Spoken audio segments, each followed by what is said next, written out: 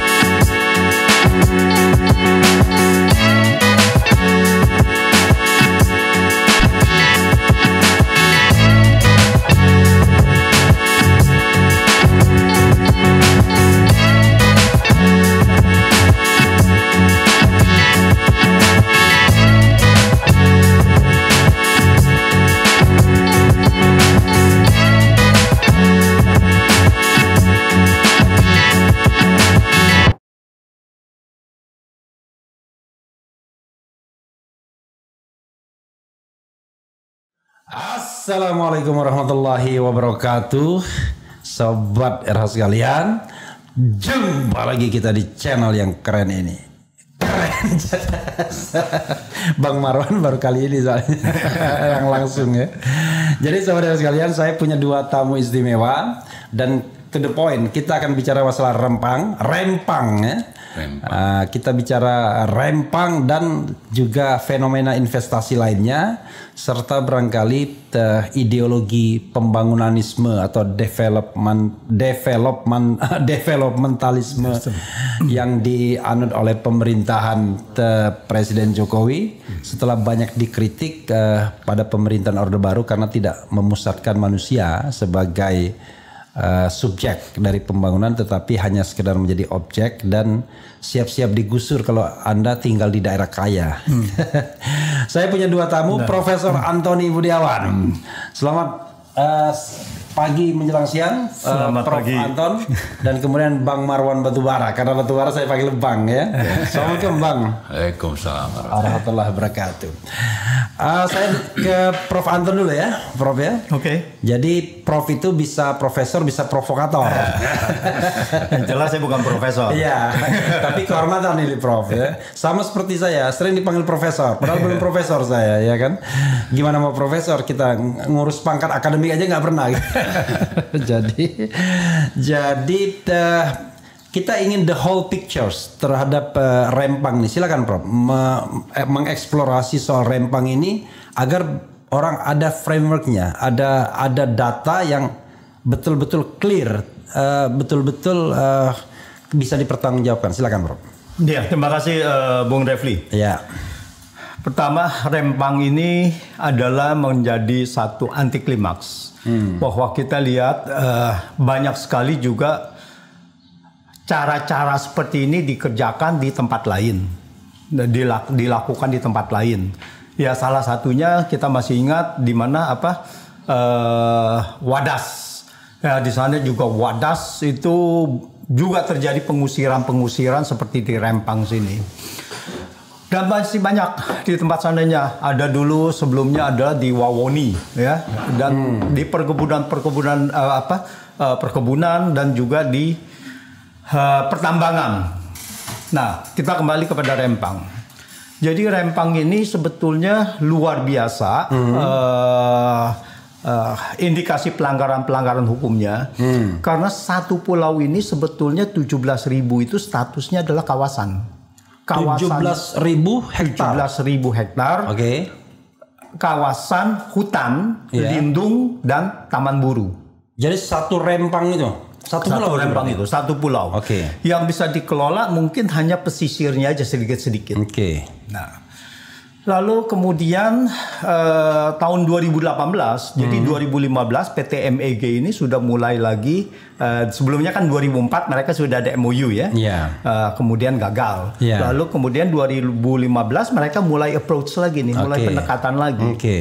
Lalu kemudian 2018 sekitar bulan Juni itu dikeluarkan pelepasan hutan atau pengalihan fungsi. Alih fungsi hutan dari hutan lindung, taman buru kalau nggak salah ya, yang lebih banyak taman buru menjadi hutan produksi yang dapat dikonversi. Udah itu mulai pelan-pelan gitu ya. Mulai pelan-pelan. Itu 7.562. Pertanyaannya adalah meskipun tahun 2018 apa dasar hukumnya yang dipakai? Karena Undang-Undang Cipta Kerja belum ada.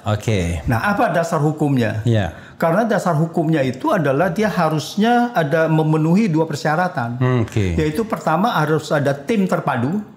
Dan yang kedua harus minta izin dari DPR. Tim terpadu dibentuk oleh Menteri Kehutanan. Menteri Kehutanan. Nah, lalu ada harus persetujuan dengan DPR. Kalau dasar hukumnya adalah Undang-Undang Nomor 41 Tahun 1999 tentang Kehutanan. Kalau untuk alih fungsi tadi ya? Iya. Jadi ada di situ. Nah, harusnya adalah sekarang rakyat harus meminta ini. Dasar hukumnya apa? 7.562 di pelepasan tadi.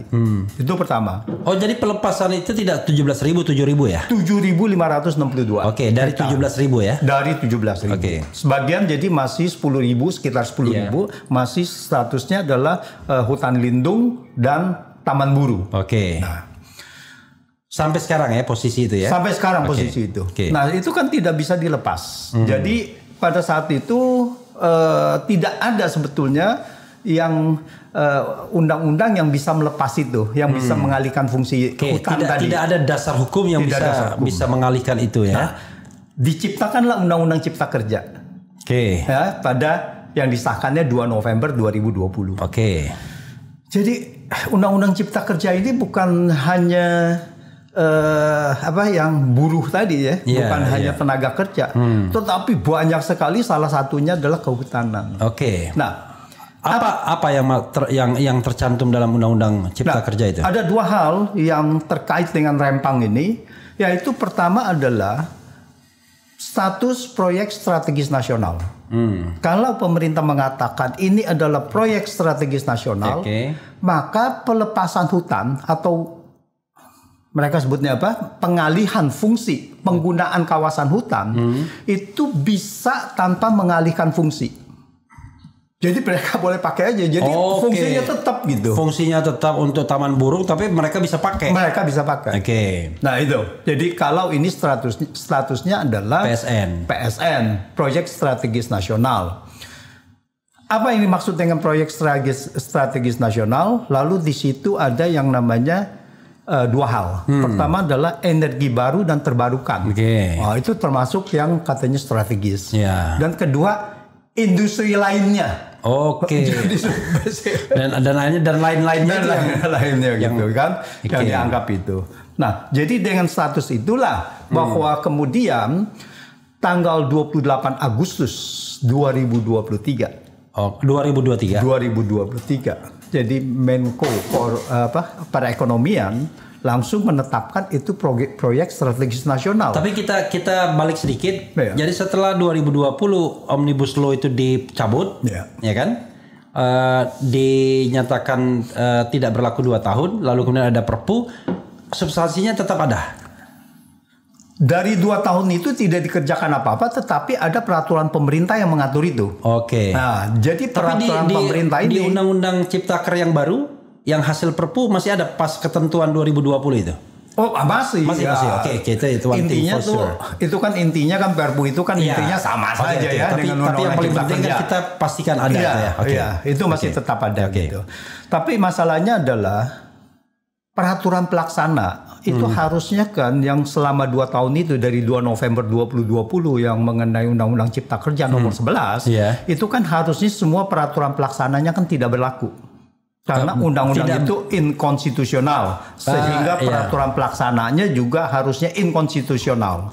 Dan MK juga sudah melarang bahwa pemerintah mengeluarkan peraturan pelaksana selama 2 tahun. Ya. Nah, itu. Kecuali yang sudah terlanjur yang itu, kecuali sudah terlanjur. Tapi itu memang problematik. Iya. Atasnya dikasih jeda 2 tahun untuk inkonstitusional, tapi peraturan pelaksananya bisa berjalan yang sudah dibuat, yang belum dibuat tidak boleh dibuat. Nah, itu ini dibuat setelah putusan MK atau sebelum putusan MK? Nah ini saya kurang pasti, Oke, tetapi pada tahun 2021. Iya. Jadi kemungkinan setelah keputusan MK, Oke, setelah kemungkinan. putusan MK. Oke. Jadi kemudian karena itu sudah tidak berlaku, maka dikeluarkanlah Perpu. Ini kan rezim ini nekat gitu Iya. kan, melanggar dari Mahkamah Konstitusi sendiri gitu. Nah dari Perpu tadi, saya tidak melihat peraturan pelaksananya. Oke. Atas Perpu tadi mengenai pelepasan hutan apa segala. Oke. Ya mungkin mereka bisa saja memberikan peraturan pelaksana yang sama Oke. dengan yang lama itu Iya. gitu. Tapi itu kan harus dipastikan secara hukumnya Iya. apakah begitu atau tidak gitu. Tapi terlepas dari itu, 28 Agustus 2023 Menteri Koordinator Perekonomian Airlangga menetapkan ini adalah PSN. PSN. Oh, baru 28 Agustus PSN-nya. Ya, Oke. dan 5 September langsung di pengosongan, Oke. instruksi untuk pengosongan. Jadi Oke. dipatok-patok. Setelah tanda tangan di Cina itu kapan tuh? 28 Juli 2023. Oh, jadi 1 bulan, Satu bulan itu setelah tanda tangan, langsung di PSN, pengosongan. langsung dikosongan. Oke. Nah ini kan kelihatan sekali. Keren, cadas. Oke. Sambil minum? Sambil minum. Ya, santai sambil minum. Oke. Ini Nanti kalau Bang Kopi Marwan mau, Arabica. ya, Bang Marwan mau tambahkan silakan tambahkan ya. Tuh. Siap. Oke, lalu kemudian Nah, dari situ kan 5 September patok tetapi dilawan Oke. oleh penduduk setempat. oke. Nah, ini kita kembali kepada investasi ini. Jadi investasi ini untuk apa? Mengusir rakyat setempat. Tempat begitu luas, Ya. penduduk hanya sedikit. Kenapa harus diusir? Salah satu alasannya adalah bahwa ini mengandung pencemaran lingkungan. Jadi mengenai kesehatan dan sebagainya, ini adalah pabrik kaca. I see. Ashnya, debunya Iya. itu sangat tidak sehat untuk paru-paru. Oke. Di satu pihak benar, Iya. tetapi di lain pihak harusnya kalau itu memang membahayakan bagi manusia, harusnya kan industri yang dilarang, Iya. bukan manusia yang diusir. Iya. Itu pertama. Iya. Tapi yang kedua adalah Atau industrinya memastikan dia safe gitu. industrinya memastikan dia harus safe dan Iya. AMDAL itu ada apa tidak. Iya. Nah itu kan yang kita tuntut juga gitu. Oke. Ya. Dan yang lebih memprihatinkan adalah bahwa di situ akan dibangun pemukiman baru. Oke. Nah, kenapa yang lama diusir dengan alasan bahwa di situ membahayakan Iya. untuk kehidupan manusia di sana, Iya. industrinya, tapi kenapa ada pemukiman baru? Biasanya karena penguasa nggak doyan sama orang miskin kira-kira. Mungkin juga kayak di PIK ya. Iya, Bisa gitu. saja kan. Iya. Nah ini yang harus benar-benar kita minta ini transparan Oke. ya kepada pemerintah. Apa sebetulnya di balik investasi ini? Oke, jadi jangan kemudian cover up-nya investasi kaca, Ya. tapi sebenarnya tujuan ininya adalah membuat pemukiman baru yang eksklusif, ya kan? Yang hanya bisa diakses oleh mereka-mereka yang berduit, bahkan oleh pihak asing begitu ya? Kepanjangan dari Singapura, jangan-jangan Iya, ini. jangan-jangan ya, nah, gitu. Oke, sampai di sini silakan Bang Marwan tambahkan yang mungkin perlu ditambahkan. Ya tadi terkait Agak dekat sedikit dan agak gede suaranya. Siap. Iya. Terkait dengan putusan MK, Saya ingat itu kalau selama proses 2 tahun ya perbaikan itu pemerintah dilarang untuk menerbitkan Perpu, peraturan pelaksana yang baru. Betul. Ya. Sehingga saya kira kapanpun itu kalau memang belum selesai ya tidak boleh. Yang ada pun silakan dilaksanakan, tapi yang bukan yang strategis. Iya, betul. Itu putusannya. Nah, terus tapi saya kira yang lebih penting adalah bagi rezim ini yang lebih parah dari itu saja mereka lakukan, melanggar konstitusi, lalu menerbitkan perpu yang memang tidak relevan dan alasannya juga hanya dibuat-buat, itu kan terjadi. Jadi saya kira kalau bicara legal kepada rezim Jokowi itu sesuatu yang sebetulnya utopia bagi kita kalau itu kita harapkan ada perbaikan. Ya, jadi karena itu kita lebih cenderung melihat bahwa ini bisa saja karena kejar tayang. Jokowi akan segera berakhir masa jabatan. Ada proyek-proyek yang memang menurut oligarki, bisa juga karena Cina, bisa juga karena Singapura. Ini atau negara lainnya gitu ya? Ya, harus segera diselesaikan. Supaya dengan begitu agenda-agenda oligarki tadi, termasuk Cina dan Singapura itu sudah ada dasarnya. Ya, sehingga nanti rezim yang baru itu terpaksa. Ya. Apalagi kan banyak sekali suara-suara yang menyatakan bahwa misalnya Prabowo sudah nyapres tapi juga akan melanjutkan misalnya proyek IKN, ya kan? Nah, hal-hal seperti ini seperti seolah fait accompli ya. Tapi yang lebih penting tadi bahwa ini adalah agenda yang memang sudah harus dibereskan aspek legalnya, aspek kebijakan dan strategisnya untuk nanti terpaksa ya dalam tanda petik untuk dilaksanakan oleh pemerintahan selanjutnya. Tapi juga kalau memang bisa dapat masa perpanjangan 2-3 tahun, ya itu lebih bagus lagi begitu. Nah, karena itu kita berharap sebetulnya presiden baru nanti, terutama Anies ya, itu dengan kekuasaan yang dimiliki diharapkan akan mereview semua yang memang melanggar konstitusi, bermasalah bagi rakyat, itu harus dihentikan. Saya kira itu yang perlu kita ingatkan dari sekarang. Oke, kita pertajam ya. Soal agenda oligarki ini ya. Ini memang kritik yang tajam selama ini. Ada nggak itu sebenarnya? Kalau dulu jalan tol itu modelnya begini, kalau jalan tol itu kita bangun jalan tol di Sumatera, which is itu secara ekonomi dan finansial udah nggak layak sebenarnya. Tapi dipaksakan untuk dibangun, akhirnya jalan tol di Jawa harus nyumbang. Jadi proyek jalan tol di Jawa itu, proyeknya itu misalnya berapa belas triliun, itu 1,2 triliun untuk membangun jalan di Sumatera. Jadi sudah bundling di dalam proyek tersebut. Ada nggak nuansa begitu, Prof. Antoni ya? Kalau kita lihat misalnya bahwa Indonesia butuh sekali tuh uang ketar-ketir benar untuk melanjutkan IKN nih misalnya, atau kereta cepat dan lain sebagainya, serta proyek strategis lainnya, sehingga ada nuansa itu juga. Ya, saya rasa dalam hal ini adalah tidak ada bundling, karena benar-benar di sini dilihat adalah investasi ini menggiurkan, banyak juga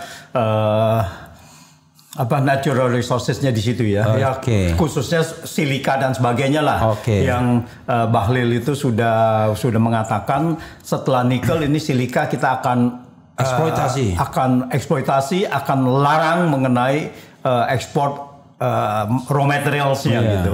Jadi ini benar-benar sudah mau dikuasai, berarti mau dimonopoli. Kalau kita lihat nikel ini kan dimonopoli juga oleh kalau kita bilang pengusahanya ada beberapa pengusaha, tetapi kebanyakan adalah dari China, Ya, kan gitu kan. proxy China karena Iya. mereka yang punya uang dan teknologi kan. Gitu. Iya. Jadi ini. Tapi teknologinya juga nggak juga karena teknologi usang yang Oke. dikirim gitu Nggak kan. juga ya, Yang oke. di sana sudah dilarang karena pencemaran lingkungan. Di sini- lalu di sini di over di jor-joran. sini kan gitu Oke, kan oke. salah satunya gitu. Jadi untuk di sini kalau untuk bundling dengan IKN kelihatannya terlalu berat. Terlalu berat ya. Terlalu berat karena IKN ini juga ketentuannya juga masih belum pasti. Oke. Untuk pembangunan IKN kalau kita lihat di mana di ibu kota negara baru yaitu seperti di Burma ya. Burma atau Myanmar ya? Myanmar ya. Iya, sekarang. Itu sangat ini sekali. Iya, sekarang Myanmar. Iya. Itu dalam 20 tahun masih belum kelihatan gitu. Nah, jadi kelihatannya itu sangat berisiko sekali. Tapi yang pasti ini adalah kawasan eksklusif. Nah, ini model pembangunan pariwisata seperti ini akan terjadi di mana-mana, pengusiran seperti di Rempang. Harusnya adalah pembangunan ini menyertai penduduk setempat. Tadi Bung Refli sudah katakan ini malah menjadi bencana bagi mereka yang tinggal di tempatnya yang alamnya yang baik gitu kan ya. Salah satu adalah di Karimun Jawa. Ini juga akan digusur. Karimun Jawa satu pulau mau digusur juga. Satu pulau akan dibuat ini sebagai kawasan pariwisata. RT RW-nya sudah mengatakan begitu. Lalu kemudian tambak-tambak yang ada di situ ya, ke usaha rakyat itu akan digusur. Sekarang ini sudah ada intimidasi yang mengatakan bahwa ini adalah ilegal, tambak udang ilegal dan sebagainya. Mana ada bisnis rakyat itu ilegal kecuali bisnis yang dilarang oleh undang-undang kan gitu kan.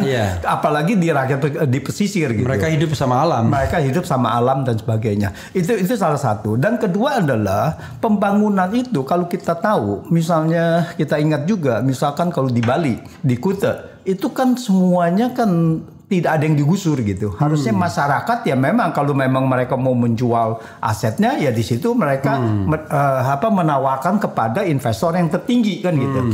Nah, inilah yang terjadi harusnya sehingga bukannya monopoli satu pulau diberikan begitu lalu mereka bisa menjual harga tanahnya nanti untuk pariwisata, untuk hotel, untuk apa dengan harga seenaknya mereka gitu. Nah, ini kan harga monopoli akhirnya kan. Anda mau investasi di sini, saya bangun rumah dengan harga sekian kan gitu. Nah, ini yang harusnya adalah masyarakat bisa menikmati. Jadi ini harus dibuat tender seperti misalkan Singapura. Bagaimana Singapura membangun Marina Bay itu. Nah, mereka itu menawarkan setelah mereka reklamasinya adalah dimiliki oleh pemerintah, lalu kemudian mereka mengundang investor siapa yang bisa develop ini sebaik mungkin menguntungkan pemerintah pusat. Mereka masing-masing berkompetisi untuk melaksanakan itu. Jadi intinya adalah masyarakat tidak boleh diusir, masyarakat yang lainnya pun seperti Batam pada awal-awal kan banyak kan orang yang investasi orang Jakarta untuk beli tanah 1.000 meter, 2.000 meter dan sebagainya. Inilah yang harus jadi pemerintah kewajibannya hanya mengatakan RT RW ini adalah pariwisata. Sudah selesai. Tidak boleh memberikan hak kepada seseorang. Itu juga melanggar Undang-Undang Agraria tahun 1960 bahwa pasal 7 mengatakan tidak boleh memberikan luas lahan yang besar kepada satu penguasaan investor atau orang. Jadi ada pembatasan ya? Ada pembatasan. Dan bahkan dikatakan bahwa di pasal selanjutnya, pasal 13 kalau nggak salah, tidak boleh monopoli. Nah, 17.000 satu pulau diberikan kepada satu pengusaha, ini kan sudah monopoli gitu. Nah, ini yang harusnya. Jadi jangan sampai atas nama investasi banyak sekali peraturan dan undang-undang ini dilanggar. Begini, tentu yang kita pastikan di sini bahwa kita di sini kan tidak anti pembangunan ya. Tapi pembangunan yang bagaimana kan sebenarnya yang harus dilaksanakan. Itu begitu Bang ya. Nah, kira-kira kalau misalnya dalam kasus Rempang itu apa yang harus sebaiknya dilakukan oleh pemerintah kalau kita kaitkan dengan misalnya konstitusi ya pasal 33 bumi, air dan kekayaan alam yang terkandung di dalamnya dikuasai negara dan digunakan sebesar-besar untuk kemampuan rakyat. Considering bahwa mereka sudah menguasai itu sebelum konstitusi disahkan kan, ditetapkan.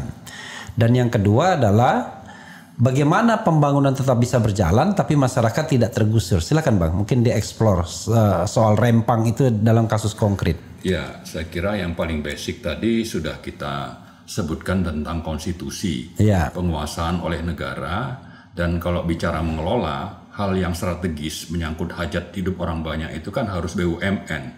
Tapi dengan diserahkan kepada swasta punyanya Tommy Winata itu kan sudah sangat nyata pelanggarannya. Tapi setelah itu saya kira masalah transparansi, ini proyek-proyek apa sebetulnya? Hanya disebutkan ini industri pemukiman dan pariwisata, bisnis, ya kan? Lalu yang ditonjolkan itu soal pabrik kaca. Seandainya pun itu benar, yang dibutuhkan, saya baca misalnya di Cina yang terbesar itu hanya butuh 160 hektar. Ya, kalau ini 2000 untuk apa ini gitu? Lalu nanti ada yang lain. Nah, lalu kalau ada yang curiga ya bahwa ini nanti untuk tempat perjudian, bahwa ini nanti tempat eksodus dari Cina, lalu nanti ada juga penduduk Singapura yang sudah kehabisan tempat di Singapura pindah ke pulau itu jangan disalahkan. Spekulasi akan sangat berkembang dan ini bisa kemana-mana dan ini bisa juga benar. Karena itu saya kira dasar konstitusi lalu ketaatan kepada undang-undang dan transparansi ini kita butuhkan. Makanya kalau kita merujuk kepada PP tentang PSN itu kan disebutkan bahwa ini harus punya negara kalau itu bukan swasta misalnya. Kalau ini masuk kategori PSN. Tapi yang lebih penting ada studi kelayakannya. Nah ini kalau ditetapkan hanya dalam waktu sebulan ya, MOU tanda tangan itu bulan Agustus, lalu masuk PSN itu bulan September atau Juli ya, dalam waktu sebulan itu tanpa adanya studi kelayakan, ini sesuatu yang memang syarat dengan penyembunyian informasi dan saya khawatir ini syarat dengan moral hazard untuk mengakal-akali berbagai aturan, tapi di balik itu ada kepentingan oligarki Cina dan Singapura yang punya agenda bagaimana ini bisa dimanfaatkan. Termasuk yang saya sudah sering sampaikan tentang bagaimana Cina ini memang punya kepentingan untuk mengamankan atau menjalankan program obor. One Road. Nah, di sisi lain kita bilang China itu itu negara ya. Kita bilang negara ya. Iya, betul. Gitu. Tapi yang lebih penting lagi bahwa kalau memang ini menyangkut masalah geopolitik, lalu ini ingin digunakan, sementara kita lihat misalnya Amerika juga punya kepentingan yang sama di Selat Malaka. Nah, jangan sampai nanti ini justru kita jadi tempat bagaimana Cina menjalankan agenda geopolitiknya, tapi Amerika ini keberatan atau ada merasa terganggu sehingga kita bisa jadi korban di sini. Jadi ada battlefield, jadi medan pertarungan. Betul. Tapi kembali tadi ke soal PLTS ya. Kita dapat informasi sebelumnya PLTS itu pembangkit listrik tenaga surya. Dan solar panel itu menjadi salah satu komponen kunci. Lalu nanti ada kaca tadi ya. Nah, kalau dikaitkan dengan apa yang sudah direncanakan di Batam, yang katanya akan membangun sarana, bisa menjual listrik sekitar 2 gigawatt ke Singapura, maka Rempang ini fungsinya apa? Lalu nanti akan kemana dan di mana digunakan ini? Karena komponen itu sendiri kalau bicara kaca, sebenarnya itu bukan sesuatu yang sangat signifikan ya. Ada bicara soal semikonduktornya. Tapi kalau saya penting itu kaca itu karena bangsa ini perlu berkaca. Betul. Tapi masalahnya kan ini terlalu dibesar-besarkan. Tapi syarat manipulasi itu. Kembali tadi yang awal saya sebutkan, kalau memang ini dianggap strategis, tolong ikuti aturan.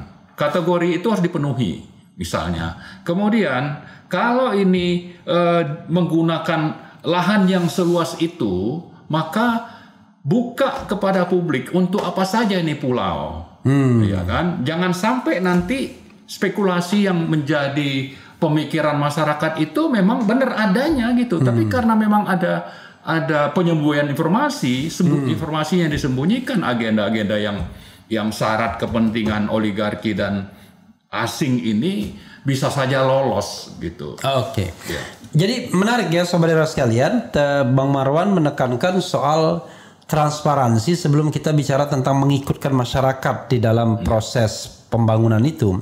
Tapi ini dalam kasus Rempang ini sebenarnya buat apa ini? Ya. Kalau cuma buat pabrik kaca itu nggak nyampe 2.000 hektar. Ya, itu berapa hektar? 160 itu katanya yang terbesar di Cina. Oh, hanya butuh 160 hektar. Baik kan, 160 hektar. Sementara pulau itu sudah 17.000 hektar, 7.000 yang mau dibebaskan. Ya. Jadi sisanya buat apa? Nah, rupanya pabrik kaca itu jangan-jangan cuma cover up doang. Betul. Tujuan akhirnya adalah bikin tempat-tempat pariwisata, perjudian, tempat-tempat orang-orang kaya baru dari luar negeri untuk menikmati pulau Indonesia yang indah itu ya. Tapi ini kan kecurigaan masyarakat wajar saja kan, namanya kita tidak mengatakan bahwa ini berita bohong, tetapi kita mengatakan mana informasi yang benar tentang itu apa? Iya, yang transparan. Kalau cuma pabrik kaca doang, butuhnya cuma 200 hektar doang kan begitu. Tidak perlu menggusur penduduk. Silakan, Pak. Saya rasa adalah bahwa ini bukannya hanya kecurigaan, tetapi kalau kita lihat pemerintah ini sudah seringkali terkait investasi ini kan menyiarkan berita tidak benar kan gitu. Berapa katanya komitmen investasinya dalam konteks ini? Dalam konteks ini kan katanya kan 11,5 miliar. US dollar untuk hampir 12 ya, 175 triliun. 175 triliun untuk pembangunan kaca. Pabrik kaca doang. Katanya gitu. Yeah. Kita tidak jelas apakah itu kaca doang atau ada solar panelnya dan sebagainya, itu tidak jelas gitu. Nah, tapi kalau kita lihat adalah bahwa pembangunan sebesar ini banyak sekali investasi-investasi yang diceritakan oleh pemerintah, ini banyak yang tidak benarnya selama ini. Contohnya adalah seperti misalkan IKN. Ya katanya ada SoftBank sudah mau investasi. Lalu ada yang namanya dari Saudi. Iya dulu lagi dan sebagainya kan gitu kan. SoftBank itu Jepang ya? SoftBank itu Jepang ya. Nah, udah ini banyak sekali. Begitu kita tanyakan, oh ya ini adalah confidential. Mana ada investasi negara itu confidential. Jadi itu harus dibuka gitu. Kita ada MOU gitu. Tidak bisa. Kalau DPR menanya juga langsung harus dibuka gitu kan. Dan kita ini perwakilan rakyat. Ini bukan negara Anda sendiri gitu kan. Tidak ada yang namanya investasi MOU confidential. Tidak ada. Untuk pejabat publik, untuk publik gitu, untuk kepentingan publik gitu. Nah, jadi kita lihat bahwa IKN ini semuanya adalah berita bohong semua. Nah, jadi kalau kita katakan di sini dengan logika yang tadi, apakah ada 11,5 miliar untuk pembangunan satu pabrik kaca? Belum tentu itu tidak mungkin. Bahkan tidak mungkin. Tidak mungkin, ngelihat dari apapun yang referensi dan sebagainya itu tidak mungkin. Nah, sini yang mau investasi di sini itu mau investasi juga sebelumnya adalah di Kanada. Dan itu akhirnya ditolak oleh Kanada, tetapi bukan ditolak dalam arti tidak di-approve terus panjang karena Kanada menanyakan mana dampaknya terhadap kesehatan, amdalnya mana dan sebagainya. Sini katanya tidak bisa memberikan secara meyakinkan. Sinyi itu yang investasi untuk pabrik kaca. Pabrik kaca, Nah, itu sama perusahaannya sama yang mau di sini dan di Kanada. Akhirnya berlarut dan akhirnya mereka tidak bisa menjawab dan akhirnya mereka mengundurkan diri. Tapi di sini apakah ada yang requirements untuk keambalnya itu? Nah, ini kan yang harus kita sekali kan 28 Juli ditandatangani, 28 Agustus sudah penggusuran. Artinya prosesnya cepat sekali kayak orang berlari sprint begitu. Dan ini cuma 4 bulan juga dari sebelumnya, yaitu dari April. April mereka cuma mengatakan minat. Ya, minat itu juga kita tidak tahu, ini hanya sepihak saja kan gitu kan, mereka di approach. apakah ini hanya tanda tangan saja, tetapi uangnya sebetulnya adalah bukan uang dari Cindy sendiri yang untuk uang Cindy sendiri mungkin sedikit untuk pabrik kaca tadi dikatakan. Kalau yang di mana Kanada itu sekitar investasinya hanya 400 juta US dollar. Oh, jauh dari 1 miliar, jauh dari 11 miliar gitu. Nah, intinya apa sisanya itu? Apakah ini ada blow up dari investasi?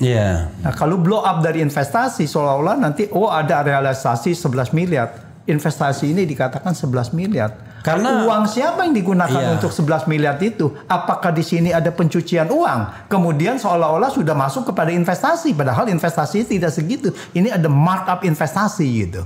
Makanya kan itu yang dibangga-banggakan pemerintah ya, bahwa pemerintah sekarang ini mencatat jumlah investasi yang terbesar dalam sejarah kan begitu. Ya tadi mungkin kecurigaan jangan-jangan on the paper semua itu, jangan di atas kertas semua.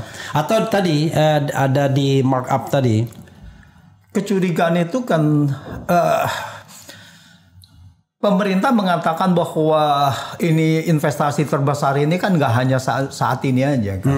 Dari IKN juga udah dikatakan sekian kan, dari berapa ratus triliun, berapa ribu triliun begitu kan. Sold out, ada yang istilahnya waktu itu kan, sudah sold out katanya. Jadi ini semuanya adalah satu penipuan-penipuan atau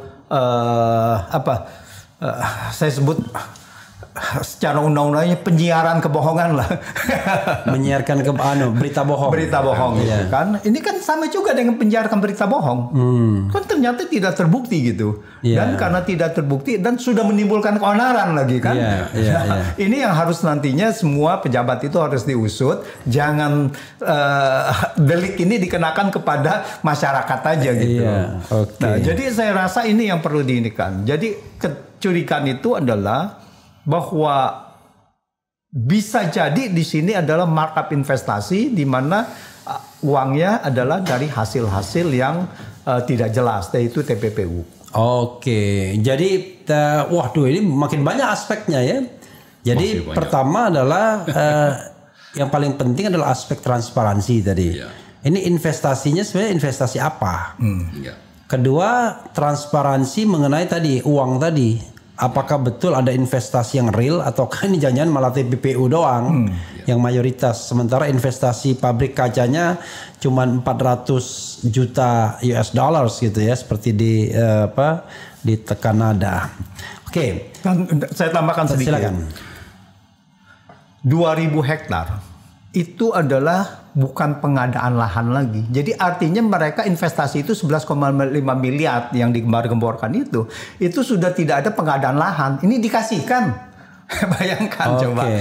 Jadi di luar dari biasanya kan kita pengadaan lahan kan yang cukup besar kan. Ini dikasihkan. Jadi jalan tol kan PNBP-nya pun bisa dibebaskan gitu dengan strategis nasional tadi. Dengan proyek strategis nasional PNBP itu bisa digratiskan. PNBP itu pendapatan negara bukan pajak. Ya, royalti atau apapun itu bisa dibebaskan asal ada status strategis. Nah, ini luar biasa gitu.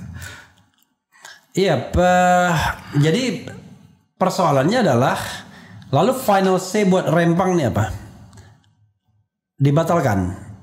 Kalau menurut menurut Bang Marwan, sangat jelas itu harus dibatalkan karena memang melanggar sekian banyak undang-undang, tapi juga syarat dengan kebohongan. Nah, untuk kebohongan ini saya kira sudah waktunya kita menggugat ke pengadilan bahwa pejabat seperti yang namanya Joko Widodo, Bahlil, Luhut ini sudah pantas untuk dianggap sebagai pembohong. Maka kita harus gugat ke pengadilan menyiarkan berita bohong. Sebenarnya ada dua track ya, ada track pidana dan track perdata. Mungkin bagi masyarakat cukuplah track perdata ya. Artinya mereka melakukan perbuatan melawan hukum dan suruh pengadilan menghukum mereka. Menghukumannya mungkin minta maaf, batalkan investasi dan lain sebagainya. Itu soal lain, dan ini citizen lawsuit itu sebenarnya wajar aja ya. Wajar gitu. Betul. Dan itu pernah berapa kali kita lakukan juga. termasuk ke MK segala. Ada yang berhasil, ada yang tidak berhasil ya. Nah, ya, selalunya tidak berhasil. Atau gini, ada yang gagal dan ada yang tidak berhasil. Tidak pernah sukses ya. Ya, jadi intinya adalah sebetulnya bukan kita menolak investasi ya, tadi yang kita ini kan tetapi ini harus diluruskan, harus sesuai dengan undang-undang yang berlaku. Dan undang-undang ini jangan juga dimanipulasi dan kemudian dipermudah. Jadi seolah-olah ini mengikuti undang-undang. Atau saya tarik lagi tuh, Prof. Kalau cuma sesuai dengan undang-undang, nanti kita bicara prosedur, tidak substansi. Ya. Kalau substansinya kan semua investasi pembangunan itu harus berguna untuk sebesar-besarnya kemakmuran rakyat ya. Ya. Nah, kemakmuran rakyat yang paling nyata adalah rakyat setempat. Ya. Masa investasinya di Rempang yang makmur orang Jakarta? Nah, itulah bukan orang Jakarta aja, orang yang luar negeri juga. Kan orang luar negeri gitu. Ya, jangankan untuk kemakmuran, untuk kerja aja itu bisa saja pekerjaannya itu datang dari Cina. Makanya, ya kan? Iya. Nah, ya, jadi pada saat itu adalah tidak boleh investasi ini adalah melanggar peraturan dan jangan sampai peraturan itu dibuat untuk akomodasi investasi ini meskipun dia melanggar undang-undang di atasnya yaitu konstitusi. Pasal 33 pertama. Nah itu. Jadi moral ground kita mengatakan bahwa setiap pembangunan harus untuk kemakmuran rakyat. Kan begitu? Ya. Artinya kan ke depan pembangunan itu ya harus menyertakan rakyat sebagai subjek. Ya. Siapa tahu mereka kemudian dari sekian komitmen investasi itu karena mereka punya tanah di situ, mereka jadi shareholder kan misalnya begitu. Ya. Silakan Bang, tadi mau ditambahkan. Saya sebut soal bahwa proyek ini kejar tayang untuk tidak mungkin batal dan harus dilaksanakan oleh yang terpilih nanti. Itu kata Bahlil ya, kata Bahlil dan juga kepada kata Prabowo juga begitu. Tapi di balik itu bisa saja Jokowi juga berminat untuk tambah 2-3 tahun begitu ya. Tapi itu kan lebih kepada kebijakan bahwa ini sudah ada. Tapi yang lebih penting lagi adalah bahwa dengan proyek ini sudah tersedia investasi bagi pencucian uang. Ya, IKN itu bisa saja memang ada 10 konglomerat itu disebut namanya tuh. Ya, ada nggak usah sebutkan nama. Ya, tapi yang jelas bahwa ini proyek ini bisa menjadi ajang bagi investasi mencuci uang bagi mereka. Nah, sama juga ini sudah disiapkan, kebijakan sudah ada, lalu untuk investasi silakan nih cuci uang di sini.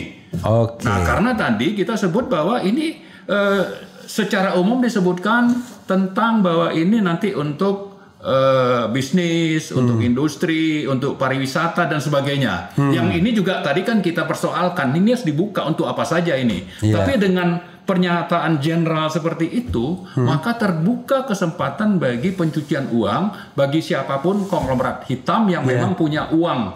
Saya kira cukup banyak ya, misalnya punya uang di bawah bantal gitu ya. Di Hong Kong, di Singapura yang ingin dibawa pulang dengan cara bahwa ini proyeknya sudah tersedia untuk mereka melakukan investasi. Nah, di samping itu dengan fasilitas berbagai yang sudah disiapkan bagi PSN, maka bisa saja berbagai fasilitas fiskal dan mungkin bea masuk itu akan juga dilonggarkan seperti nikel. Ya. Barang yang tidak terbarukan di seluruh dunia kan begitu Pak ya. Dan terbaik itu katanya. Biasanya kan tidak dapat namanya itu tax holiday. Tapi di kita tuh dikasih. Nanti ada bea masuk. Nah, ini juga saya kira akan seperti itu. Jadi sudahlah pakai uang kotor yang tadinya merampok dari negara, dari uang rakyat, lalu dapat kesempatan investasi yang returnnya itu menjadi berlipat-lipat dibanding kalau itu normal. Begitu. Nah, kalau mereka punya uang investasi di negara lain misalnya returnnya itu katakanlah 15-20%, di sini bisa 50-60%. Dengan cara apa? Dengan cara tadi kebijakan yang memang syarat kepentingan oligarki, melanggar konstitusi dan melanggar sekian banyak undang-undang dan sekaligus dilakukan dengan berbagai kebohongan. Ya, jadi dengan fakta seperti ini sebetulnya sangat wajar untuk kita minta ini dibatalkan.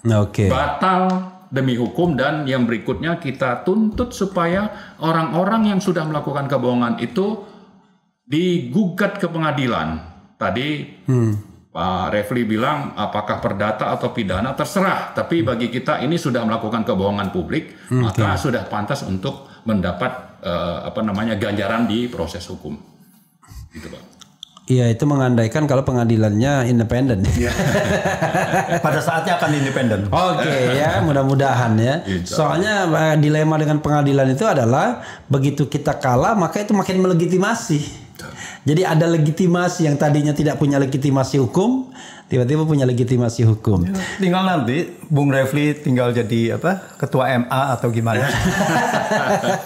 Kita doakan. Jadi Prof Anton ya,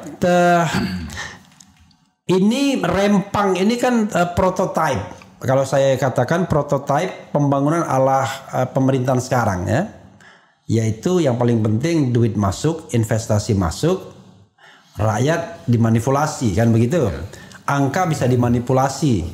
Apalagi kalau kita bicara tentang pertumbuhan ekonomi dan lain sebagainya, kan itu angka-angka kan? Tapi trickle down efeknya atau fakta di lapangannya kan belum tentu membuat masyarakat setempat itu sejahtera. Yang ada adalah rasio Gini yang makin timpang. Dan kemiskinan naik. Kemiskinan naik. Dari 2019 ke 2022. Iya. Nah, sekarang what should be done itu? Apa yang harus dilakukan sesungguhnya? Kalau kita bicara begini itu, pokoknya seradikal-radikalnya. Yang penting konstitusional. Karena kita kan nggak mungkin cuma sekedar kalau kita sakit kepala cuma ngasih simptom sakit kepalanya doang. Padahal persoalannya the whole body. Anda hidup nggak sehat, gitu. Makanya gampang sakit kepala. Aja silakan, Prof Antoni. Sebelum ke sana, pertama adalah gini, bahwa Indonesia ini menjadi surga untuk TPPU. Oke. Tindak pidana pencucian uang. Tindak pidana pencucian uang. Kita tahu bahwa sudah disebut di Kementerian Keuangan ada 349 triliun. Oke. Tetapi sampai saat itu salah ini satunya ya. Salah satunya. Tapi sampai saat ini tidak ada kejelasan bagaimana untuk mengusut itu. Lalu yang jelas adalah ada TPPU di bidang impor emas batangan. Yang awalnya itu katanya ditolak, tidak ada dan sebagainya. Ini juga adalah pembohongan yang kemudian dikatakan oleh KPK bahwa ini sedang mengusut itu. Terus yang ketiga adalah kita lihat ini di Indonesia ini banyak sekali uang-uang ilegal, potensi uang-uang ilegal. Yaitu mengenai satu adalah kita yang sudah terbuka ekspor fiktif, ekspor ilegal untuk nikel, untuk yang bahan mentah itu 5 juta.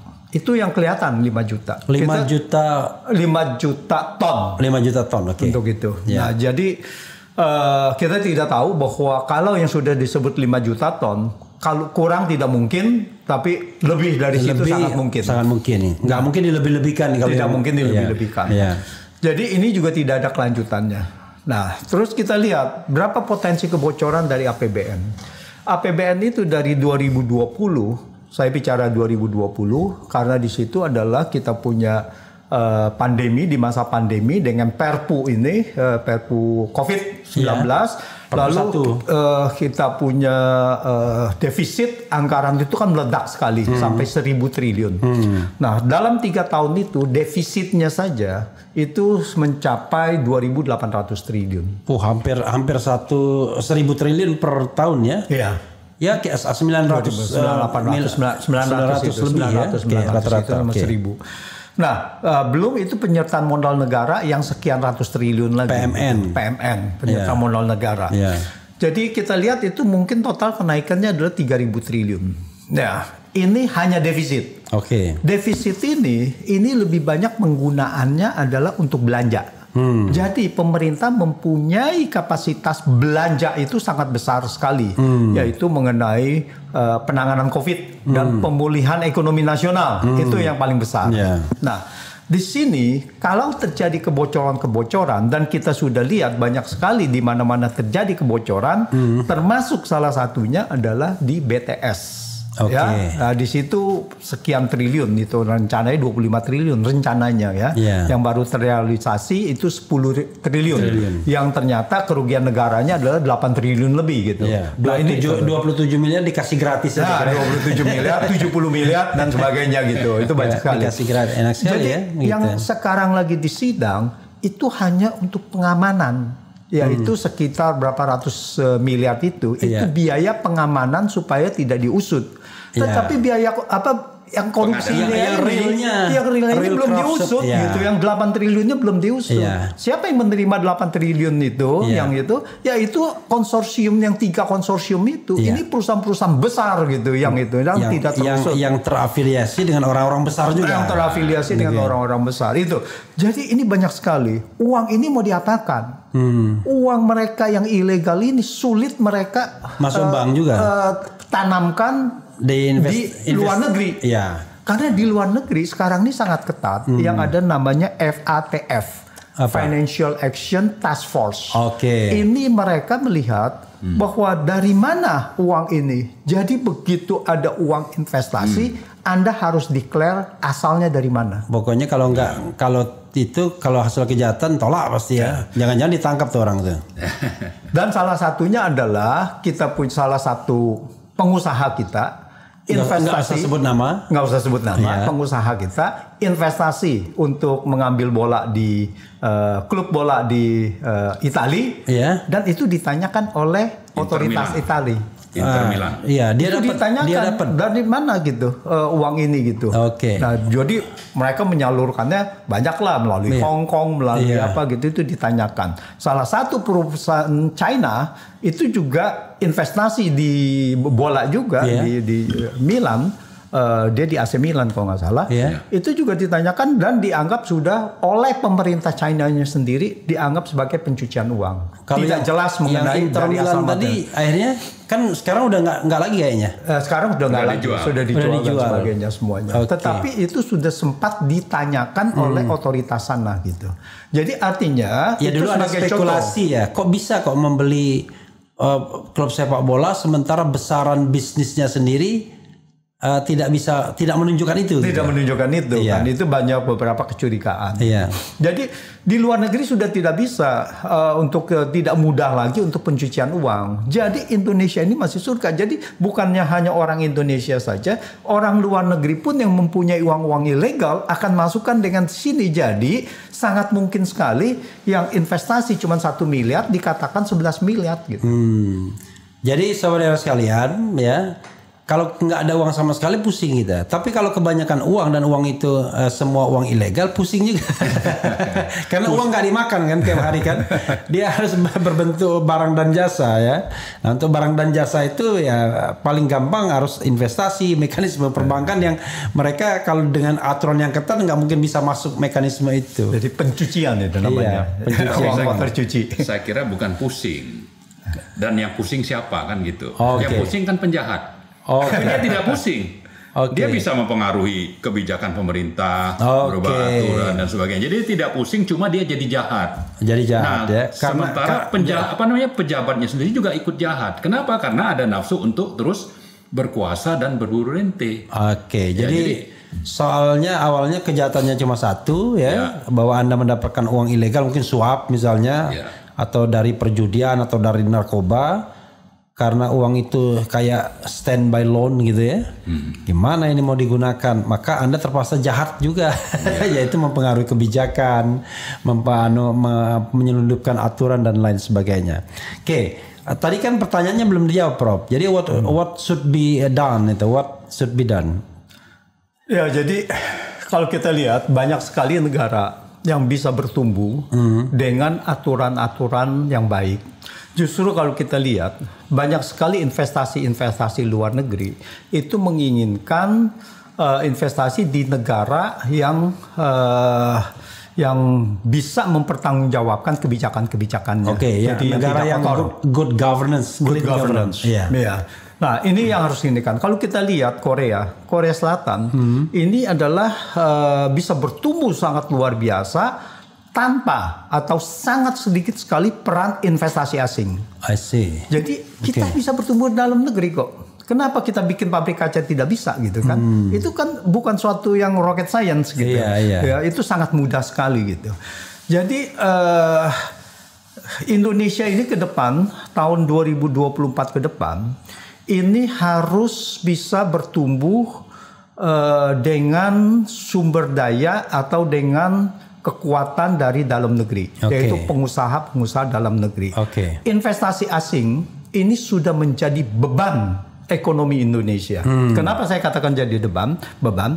Investasi asing ini, kalau mereka investasi, pada saatnya mereka kan mendapatkan keuntungan. Keuntungan itu dalam bentuk dividen, atau kalau dia meminjamkan uang dari portfolio, itu akan menjadi bunga.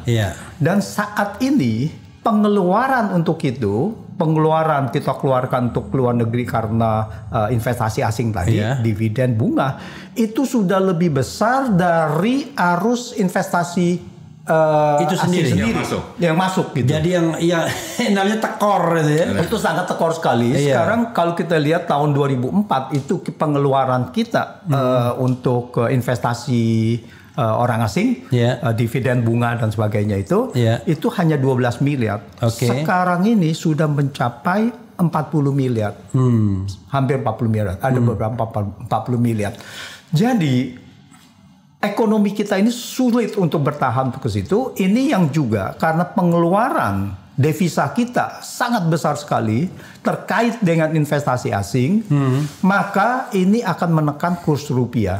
Kurs rupiah akan melemah terus. Jadi ada yang mengatakan kapan kurs rupiah bisa ini menguat dan sebagainya. Ini adalah suatu, itu kalau bahasa Jawanya sing bodoh tuh sopo. Barangkali kita yang bilang bodoh, kalau mereka bilang yang penting gua dapat rentenya. Kalau pemburu rente kan ibaratnya perekonomian nasionalnya bangkrut tapi rentenya jalan terus kan. Itu. Jadi kita punya PDB ini Bung Refli. Berapa PDB kita sekarang? Terakhir 2022 ya? Terakhir 2022 itu sudah mencapai 15.000. Lebih dari 20.000. Terakhir 19.500 itu tahun 2020 kalau nggak salah. Terus dia nanjak. Ini udah sekitar mendekati hampir 30.000. Oh, 30.000. Is it benar? Iya, mendekati ya. PDB saya lupa. PDB mendekati itu. Jadi 25.000 lah, 25.000. Karena apa? Di 2022 PDB kita naik tinggi sekali karena ada kenaikan harga komoditas. Nah, jadi ini yang bikin melonjak gitu. Apa istilahnya ekstraktif ya? Ekstraktif itu semua naik ya. Nah, ini yang membuat itu. Nah, jadi dengan PDB segitu, kita harus mencetak. PDB itu produk domestik bruto ya, secara itu kegiatan ekonomi lah. Kegiatan ekonomi baik negara maupun swasta ya, semuanya kegiatan ekonomi baik UMKM dan sebagainya. Nah, dari situ, itu PDB nasional kan? Itu PDB nasional. Provinsi, kabupaten, kota kan nggak hitung itu? Semuanya. Oh, karena dia agregat. Agregat, semua termasuk gitu. Walaupun katanya ada masalah juga di situ karena ada perpindahan barang dan jasa uangnya itu cuman ke horizontal sebenarnya, di situ dicatat, di sini dicatat gitu. Enggak ya? Itu udah dinetralkan. Sudah dinetralkan. Itu benar-benar adalah murni real adalah penambahan added value. Sudah gitu. Nah, dari situ kita lihat berapa yang diinginkan oleh UMKM. Jadi pertumbuhan ekonomi 30.000 ini, siapa yang menikmati ekonomi ini? Pertama adalah pekerja. Pekerja, jadi orang kerja ini bukan pengusaha UMKM nih, pekerja dulu. Pekerja itu berapa? Totalnya kan 100 juta lebih ya orang ya. Itu menikmati hanya di bawah 40% dari PDB. Hampir 60% itu dinikmati oleh pengusaha. Kalau kita lihat di luar negeri, seperti di Amerika yang sangat liberalis, yang sangat kapitalis, itu pekerja itu menikmati sekitar 60%. Jadi kebalikannya gitu. Kita dibalik gitu ya. Kita dibalik. Terus dari situ kemudian mereka itu dibebani pajak yang juga tidak besar. Ini yang membuat kemiskinan akan bertambah terus. Nah, untuk itu harusnya makanya Indonesia jadi surga bagi pengusaha ya dan penguasa. Untuk itu harusnya adalah tahun 2024 ke depan, ini diharapkan pemerataan ini adalah kita mencetak 1 juta pengusaha baru yang paling sedikit nanti dia akan mendapatkan, kalau 1 juta dia 10 miliar omsetnya, itu baru 1.000 triliun gitu. 1 juta 1 miliar baru 10.000 triliun gitu. Baru sepertiga dari PDB kita. Baru PDB itu harus yang itu. Jadi ini harus ada itu untuk membalance ya. Untuk membalancekan itu. Jadi kenapa kita begitu? Karena sekarang ini banyak sekali ekonomi yang bersifat monopoli. Ya, di sektor-sektor yang itu adalah monopoli. Coba bayangkan. Jadi hulu dan hilir uangnya muter-muter di situ aja. Dari hulu dan hilir, tidak hanya dari hulu dan hilir, di hilirnya pun sebetulnya adalah mungkin 80% dikuasai oleh 5 pengusaha. Kan gitu kan? Itunya pun itu. Jadi ini yang harus kita tata ulang.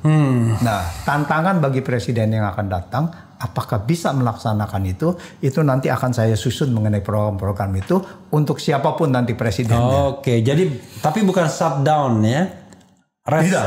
Restart. Iya.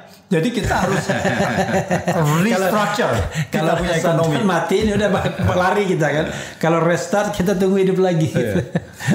Dan restructure juga. Restructure secara struktur ekonomi Indonesia. Bang Marwan ini kan selalu mengaitkannya dengan ekonomi politik ya.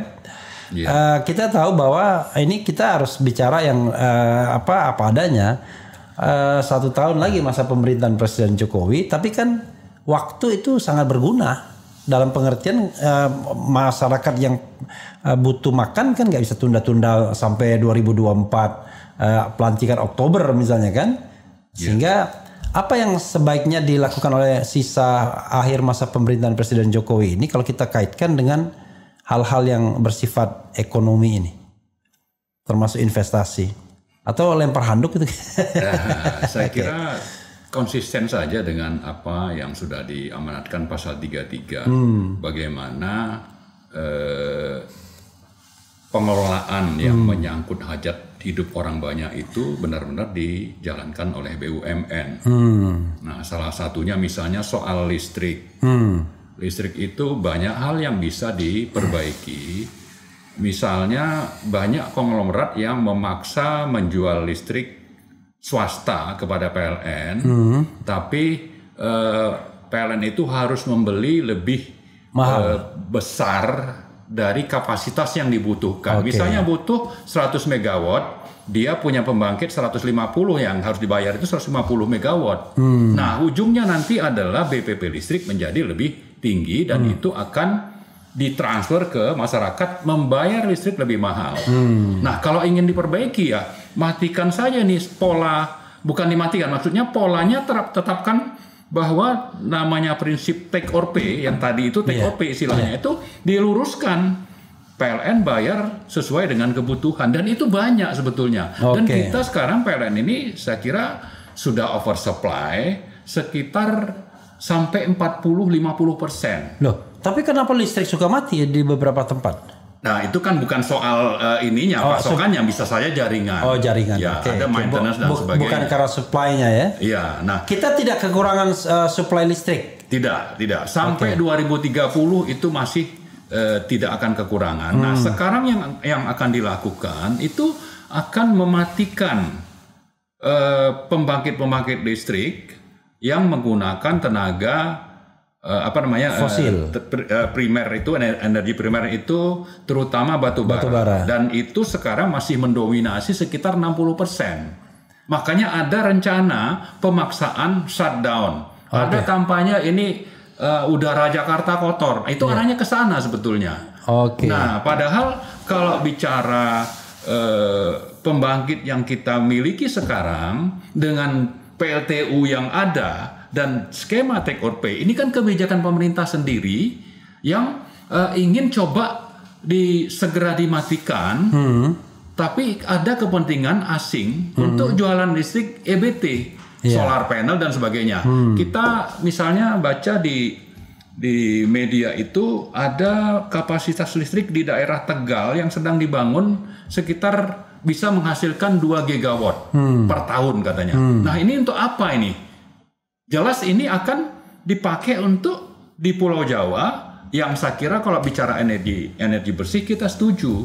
Tapi kalau ini harus mematikan yang sudah beroperasi, ini bisa membuat beban APBN atau beban konsumen itu meningkat. Nah, itu salah satu saya kira ya. Jadi bicara energi, sebetulnya ada kebijakan-kebijakan yang pro oligarki yang harusnya diluruskan oleh Pak Jokowi, dan itu bisa. Seperti Pak Jokowi di 2016-2017 itu menerapkan kebijakan bahwa batu bara untuk kebutuhan PLN itu dipatok harganya $70 per ton untuk kalori 6.232. Terserah mau harga ekspor berapa di luar negeri, mau 100 atau $150 per ton. Ini PLN diwajibkan oleh pemerintah bagi siapapun produsennya, swasta lah. Apa itu kewajiban apa istilahnya? Kewajiban dalam negeri apa? Dalam negeri DMO, domestic DMO. Ya, market obligation. Dan ini sekaligus obligation juga DPO, domestic price obligation. Jadi di samping volumenya harus dipenuhi, harganya juga tidak boleh melebihi. Bukan daftar pencarian orang tuh DPO ya. Biasanya DPO koruptor. Tapi intinya tadi kembali ke pertanyaan, sebenarnya bisa kalau mau berani berhadapan dengan oligarki, tadi salah satunya itu listrik. Tapi juga bisa bagaimana misalnya kejahatan di sektor batu bara, kebijakan lewat Undang-Undang Minerba nomor 3 2020 yang memperpanjang konsesi izin ya. Ini kan bisa pemerintah itu bisa memaksa supaya BUMN itu dikasih kesempatan punya saham di sana. Dengan begitu nanti ada uang yang dihasilkan lewat keuntungan dari perusahaan-perusahaan tambang batu bara itu. Ya, itu bisa kalau mau saya kira. Iya, tapi soalnya penambangnya penguasa. Tambangnya milik penguasa. Berkuasa juga begitu ya. Juga banyak hal-hal lain saya kira ya di sektor tambang itu yang pemerintah memberikan fasilitas. Fasilitas ini kalau dikurangi kan bisa menambah pendapatan negara, apakah itu PNB, PPNBP atau pajak, kalau memang berminat ingin melakukan sesuatu bagi rakyat.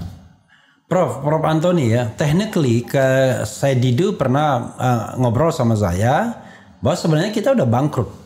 Jadi APBN kita yang RAPBN ya untuk 2024 yang kira-kira 3.300 triliun itu yang jelas 500 belanja terbesar tuh untuk bayar bunga utang tuh. Iya. Kemudian kalau kita mau bayar pokoknya juga, tapi pokoknya kan tidak sekaligus mungkin ya. Itu bisa sampai 1.000 sendiri itu. Lalu setiap tahun 500-an lah. Iya 500-an. Jadi dia breakdown ya kan. Totalnya 1.000 kan ya. Jadi totalnya 1.000. Jadi kalau di breakdown dengan semua penganggaran itu, ya kita nggak bisa apa-apa. Ruang fiskal kita itu sempit banget tuh.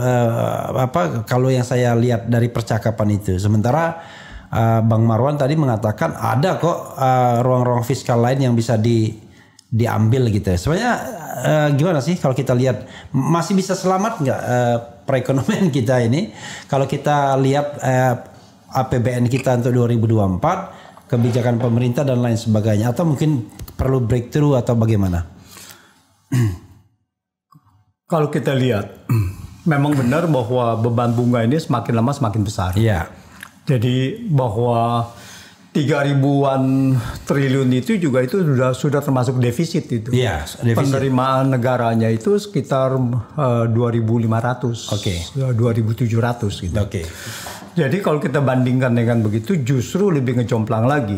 Memang secara sustainability ini sudah sangat dikhawatirkan. Kalau ini kan saya juga sudah menyorotinya lama sekali. Sudah banyak lah menyoroti hal itu. Nah, jadi memang harus ada reformasi dari fiskal. Nah, pertama adalah kebocoran-kebocoran. Itu 349 triliun yang dicurigai TPPU yang asalnya dari PPATK. Itu adalah kebocoran. Mereka sebutnya TPBU karena mereka belum bisa menyebut bahwa ini adalah korupsi di bidang perpajakan. Nah, tapi kalau kita lihat TPPU di bidang perpajakan, orang melibatkan orang-orang pajak itu 95% sampai 99% itu adalah kejahatan pajak. Artinya ada kong kali kong lah dengan itu pajak. Nah itu kebocoran-kebocoran. Dan banyak sekali kebocoran-kebocoran yang aktivitas ilegal tadi. Ya kita lihat tahu ada illegal mining. Berapa banyak illegal mining? Ya itu juga ribuan triliun juga gitu. Nah jadi kalau ini ditata sedemikian rupa, bahwa saya sangat yakin bahwa APBN masih bisa survive. Yang kedua adalah fungsi dari suku bunga. Nah suku bunga kita itu sangat tinggi. Jadi membebankan juga yang tadi pembayaran bunga kan menjadi 400-500 triliun tadi. Bayangkan kalau pembayaran bunganya itu bukannya 8% menjadi 4%, kan setengahnya kan? Setengahnya, Nah, atau 6% menjadi 4%. Emang bisa gitu. renegosiasi gitu? Bukan hanya negosiasi, ini adalah yang sudah terjadi memang sulit gitu. Tapi yieldnya mereka akan turun. Tapi begini, bahwa ini kita bicara yang baru-baru. Yang sudah lama ya kita tidak bisa itu kecuali ada penerimaan negara yang supaya tidak bocor. Tapi kedepannya adalah struktur ekonomi kita. Kenapa suku bunga kita besar tinggi? Ini karena kita memerlukan utang karena kita defisit terus gitu. Kan tadi transaksi berjalan kita juga kan defisit gitu. Jadi bagaimana untuk mengundang investor asing untuk masukin uang di sini, mau tidak mau suku bunga itu ditinggikan. Harus lebih baik dari harus lebih baik dari yang lainnya, dari negara lain, dari Malaysia, dari yang lainnya, dari Vietnam dan sebagainya gitu. Nah ini yang masalah utama gitu. Jadi kebijakan moneter Bank Indonesia ini tidak berjalan. Saya menyebutnya adalah tersandera oleh kebijakan fiskal yang yang tidak optimal gitu, yang buruk gitu. Nah, jadi itu. Jadi saya yakin bahwa dengan penataan fiskal yang baik, ini kita masih sangat bisa survive dan kita punya penerimaan negara. Kalau kita bicara berdasarkan rasio penerimaan pajak kita ini hanya di bawah 10%. Taruhlah 10% gitu. Dan kita pernah mencapai 13,3% pada 2008. Itu pun masih belum ideal. Yang idealnya adalah mungkin mencapai sampai 15-16%. Sesuai itu untuk tahap pertama gitu. Nah kalau kita 15-16% itu dari PDB. Oh dari PDB. Dari PDB ya. Berarti kalau kita bilang 5% dari PDB, 5% itu dari 25.000 lah ya. Kita ini kan tahun depan ini bisa menjadi hampir 25.000 tahun depan. Tahun ini maksudnya 2023. Tahun 2024 pasti lewat dari 25.000 itu. Nah, jadi kalau kita lihat 5% dari 25.000 7.500. 15%. Kalau 5%. 5% tambahannya maksudnya. Iya, penambahannya gitu kan. Penambahannya. 10% kan 1.250. Ya 1.250. Anggap saja 1.000 triliun. Iya, itu ada penambahan gitu. Jadi tidak perlu lagi kita hutang. Iya. Jadi masalahnya adalah memang kita punya tax ratio ini tidak efisien gitu. Berapa tax ratio kita sekarang? Sekitar 10% lah. 10%. Tapi tahun ini akan anjlok. Tahun ini akan. Padahal mestinya yang peaknya 13% ya. Peaknya 13,3% pada tahun 2008. Terus dari situ turun terus. 15-16%. Minimal 1% itu berapa kenaikan 1% itu angkanya? Kalau kita punya PDB 25.000 ya, itu kan berarti 250 triliun. Dan sudah bisa bayar bunga. Kenaikan 1% aja, jadi 2% itu 500 triliun. Kenaikan 3% 750 triliun. Nah, pertanyaannya kenapa ini terus menurun gitu kan? Nah, ini adalah kita lihat ini adalah satu kegagalan dari pemerintah.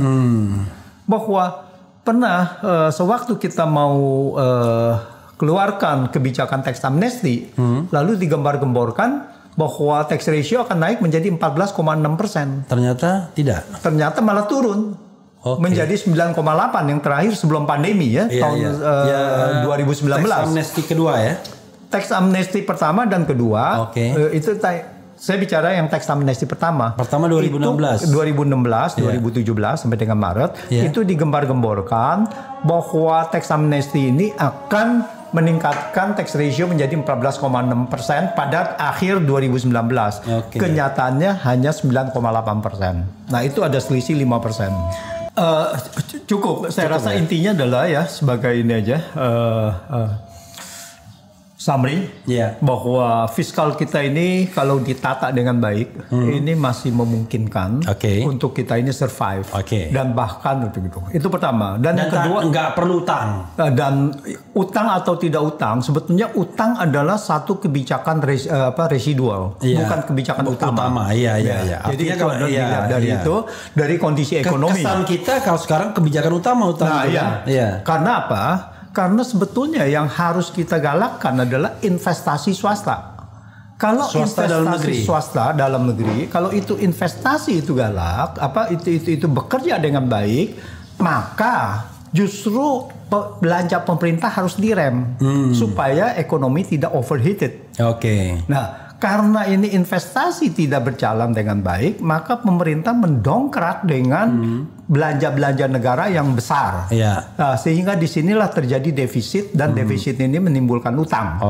Nah, jadi kalau kita restruktur, kita punya fiskal, kita punya ekonomi, ini harus berbarengan. Jadi fiskal ini tidak bisa sendiri saja. Ini tergantung dari kondisi ekonomi.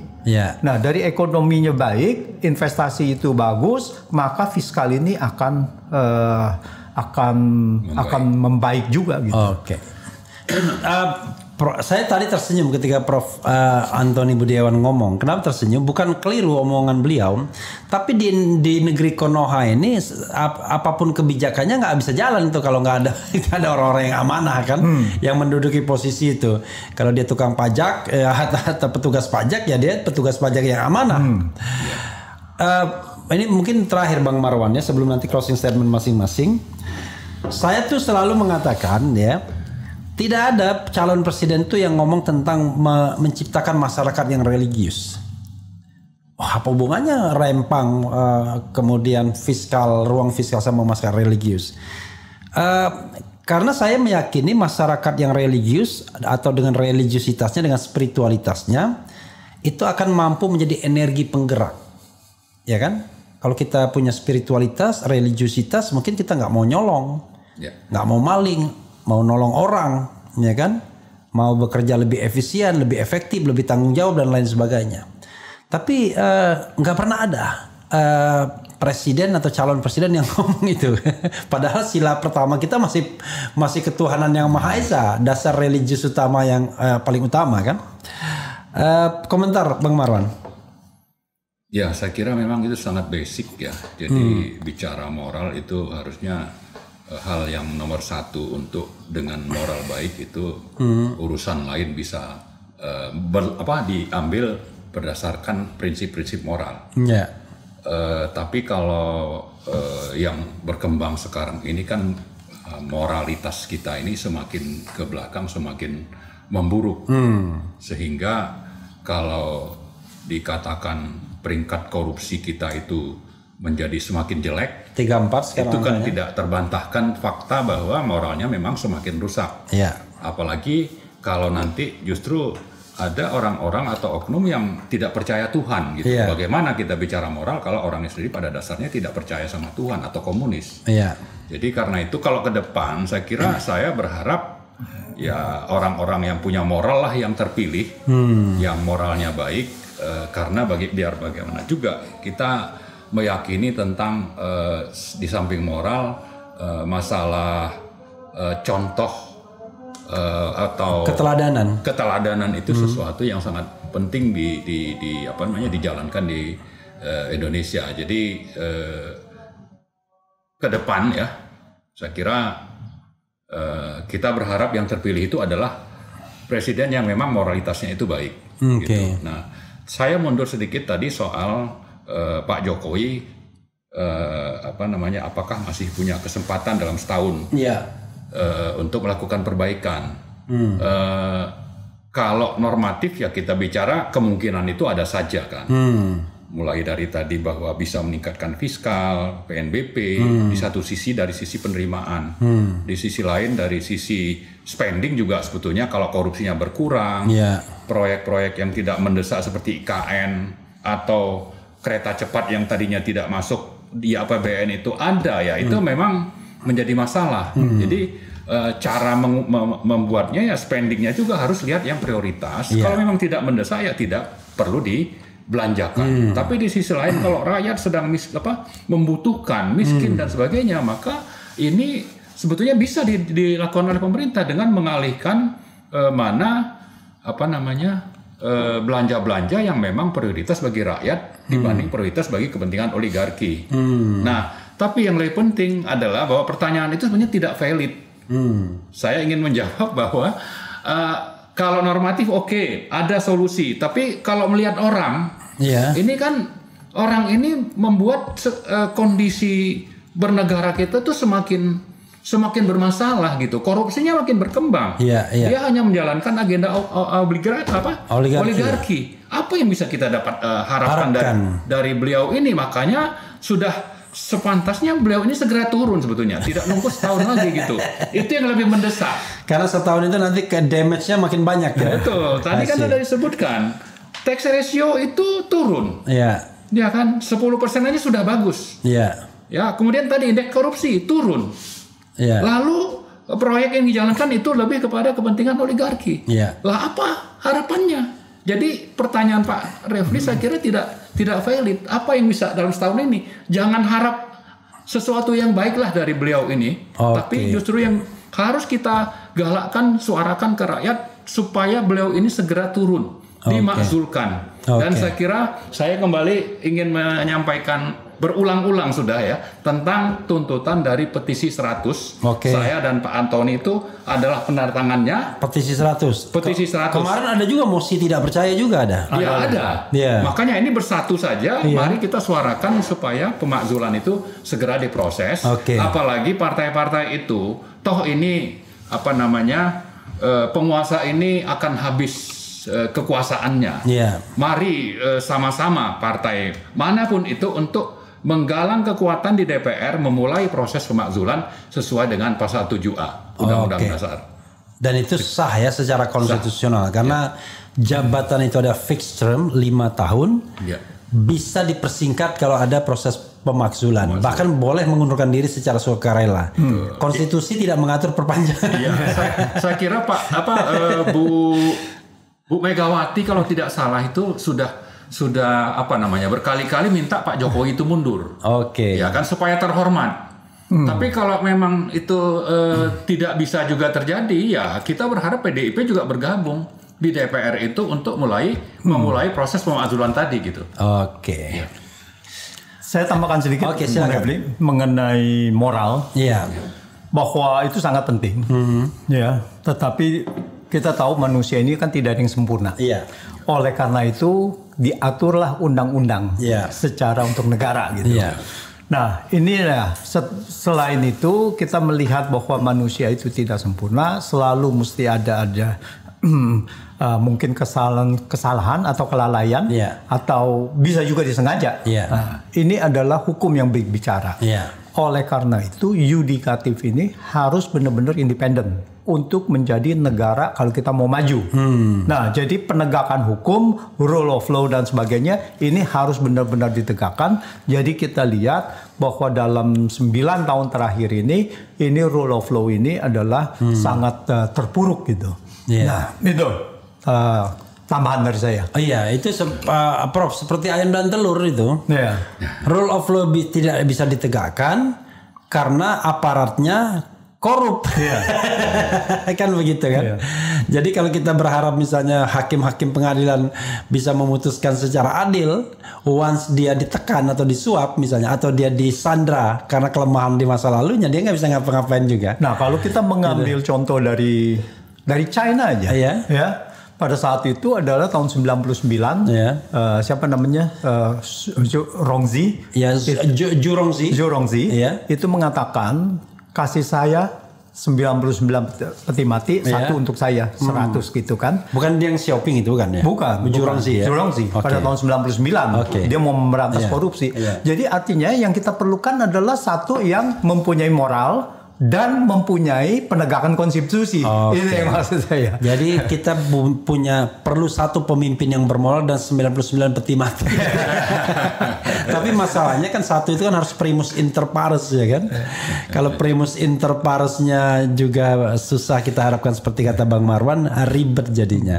Oke, closing statement Bang Marwan dulu. Ya, saya kira boleh saya kembali agak ininya dekat ininya. Ya, menyuarakan agar proyek Rempang Eco City dibatalkan segera. Karena apa? Karena melanggar sekian banyak undang-undang dan peraturan, lalu didasari oleh berbagai informasi dan kebohongan oleh rezim, lalu ada motif ya diduga untuk pencucian uang bagi para konglomerat hitam. Salah satunya itu sumber uang dari perampokan BLBI yang nilainya hampir 700 triliun. Kemudian juga ada kepentingan penjajah misalnya Cina dan Singapura terutama. Salah satu yang menjadi indikator soal Cina misalnya, sekian banyak negara di ASEAN itu memprotes sikap Cina menerapkan batas wilayah yang disebut dengan 9 dash line. Sementara kita awalnya itu menolak, sekarang itu sudah melunak, membiarkan saja Cina untuk memperluas wilayahnya, maka sekitar 80.000 kilometer wilayah kita dikuasai, dan sekarang dengan Rempang itu kelihatannya akan diberi tambahan oleh pemerintah. Nah, karena itu saya kira masalah geopolitik dan kepentingan Cina ini harus menjadi perhatian kita. Di samping tadi kaitannya dengan Rempang itu. Saya kira itu, Pak. Silakan Prof. Andri. Saya ingin menggarisbawahi mengenai uang-uang ilegal. Kemungkinan-kemungkinan yang tindak pidana pencucian uang. Kita harus melihat tax amnesty 2016-2017 ini adalah bagian legalized money laundering. Karena tidak ada alasan bahwa saat itu adalah harus melakukan pengampunan pajak. Yang kedua adalah pengampunan pajak ini tidak membawa manfaat karena tax ratio yang digadang-gadang itu naik ternyata turun. Berarti di sini ada satu skenario yang sangat besar dan juga melibatkan DPR yang kemudian pada akhir tahun 2019 target dari tax amnesty tidak terpilih, itu juga tidak diproses apa-apa ya oleh DPR terhadap eksekutif janji-janji itu. Jadi tax amnesty inilah ada suatu kegagalan. Jadi memang tujuannya adalah kalau saya lihat adalah ini adalah sebagai legalized money laundering. Dan itu pada saat itu sudah yang deklarasi dari luar negeri itu sudah 1.460 triliun lebih kalau nggak salah. Deklarasi doang, uangnya nggak balik tapi? Deklarasi saja, karena uangnya itu masih mungkin disimpan di sana atau sebagian sudah balik ke Indonesia. Karena sudah balik ke Indonesia dalam bentuk pinjaman. Ya, uang dia juga tapi dipinjam gitu. Nah itu bisa juga begitu. Pura-pura minjem karena dari bank, dari mereka inilah dari institusi keuangan lah, institusi keuangan dan sebagainya, mereka mencuci uangnya melalui situ. Gitu. Lalu kemudian deklarasi hartanya sudah sekian. Nah, jadi ini yang harus dihentikan, kita harus perhatikan, jangan sampai TPPU ini akan terus meluas. Lalu kemudian ada yang kedua, kita tidak dengar lagi sampai berapa besar itu ininya. Nah, ini yang jangan sampai investasi ini melibatkan uang-uang ini. Ini yang harus pemerintah ke depannya mengusut, bekerja sama dengan internasional bahwa Indonesia harus bersih dari pencucian uang ini. Investasi harus benar-benar melibatkan uang-uang legal agar pertumbuhan ekonomi ini juga bisa dinikmati oleh rakyat setempat. Gitu. Iya, sobat era sekalian, itu ya intinya adalah jangan sampai kemudian negara ini jadi surga, tapi surga bagi TPPU, bagi koruptor, bagi pengemplang pajak. Padahal yang kita inginkan adalah surga bagi rakyat Indonesia ya. Negara yang baldatun thayyibatun warufun ghafur. Saya tadi ada yang mengkritik saya gemes sama Bang Refli katanya melarang menyebut nama ya. Saya gemes sama Refli Harun selalu bilang nggak usah nyebut nama. Kenapa sih kok nggak usah nyebut nama? Berikan kebebasan kepada narsum pengen nyebut nama, jangan otoriter. Nah, itu ini pasti mereka nggak ngerti ya. Kalau channel ini setiap saat kalau ada apa-apa dilaporkan orang terus.